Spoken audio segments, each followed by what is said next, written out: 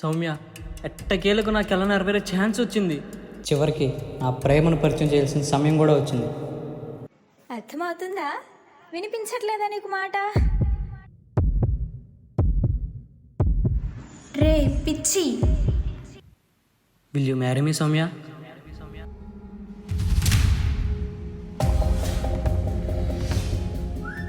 ప్రేమ అంటే అంటి పెట్టుకుని ఉండడం కాదు, అర్థం చేసుకోవడం. అది ఆ అమ్మాయిలో నాకు బాగా నచ్చింది. చిన్నప్పటి నుంచి చాలా కష్టపడి చదివాను, కానీ ఇప్పుడు జాబ్ చేస్తున్నా. దానివల్లే నా డ్రీమ్స్ని ఫాలో అవ్వలేకపోయాను. ఇప్పుడు నా కుటుంబానికి సహాయం చేయాల్సిన బాధ్యత నా భుజాల మీద ఉంది. నీకు నేనున్నాను రవి. కష్టమైనా పర్లేదు, నీతోనే ఉంటాను నేను. సౌమ్య, నువ్వంటే నాకు చాలా ఇష్టం సౌమ్య. ఎంతలా అంటే ఎంతలా అంటే ఎంతలా ఎంతలా ఎంతలా అంటే నా కోసం చచ్చిపోయేంతలానా? నీకోసం చావాలనుకోవట్లేదు, నీతో కలిసి బతకాలనుకుంటున్నా. రే నీకు బుద్ధుందా? సౌమ్య, నేను నిన్ను నిజంగా ప్రేమిస్తున్నాను. జీవితం మొత్తం ప్రేమ మీదే నడవదు కదా. భవిష్యత్తు గురించి కూడా కొంచెం ఆలోచించాలి కదా. అది ప్రేమ స్వార్థమో నాకు ఇప్పటికీ అర్థం కాలేదు.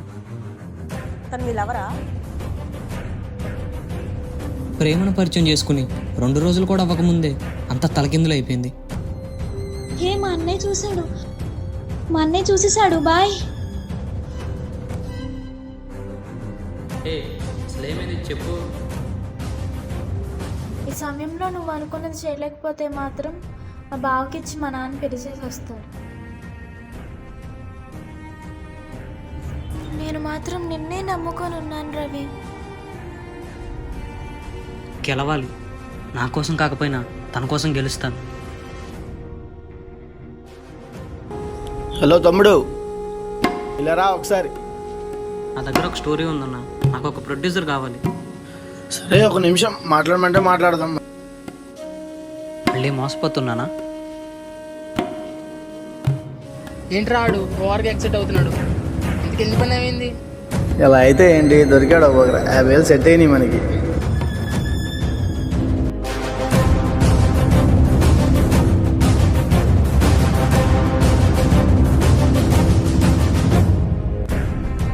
ఓకే, నీ కథ నాకు నచ్చింది, కానీ డబ్బులిస్తా, నీ కథ నాకు ఇచ్చేయి. ఓకే, అంత బాగానే ఉంది. ఇప్పుడు నేను కూడా రిక్ చేస్తే నీ పరిస్థితి ఏంటి? అయినా నిండా మునిగినోడు చలేండి సార్. కథ ముగింపు తెలిసిన ధైర్యం చేసి ముందుకు వెళ్తున్నా. ఒక్క అవకాశం రాకపోతుందా అని. రవి, నువ్వు హోప్స్ వదులుకోవద్దు.